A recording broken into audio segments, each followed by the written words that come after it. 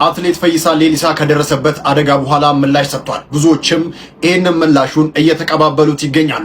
የኦሎምፒክ የብር ሜዳሊያ አሸናፊው አትሌት ፈይሳ ሌሊሳ በቅርቡ ካጋጠመው አደጋ በኋላ በጤና ሁኔታውና በአደጋው መንስኤ ዙሪያ በማህበራዊ ሚዲያ በተለይም በዩቲዩብ ላይ የተሳሳቱ መረጃዎችን በሚያሰራጩ አካላት ላይ ያለውን ቅሬታ ገልጿል።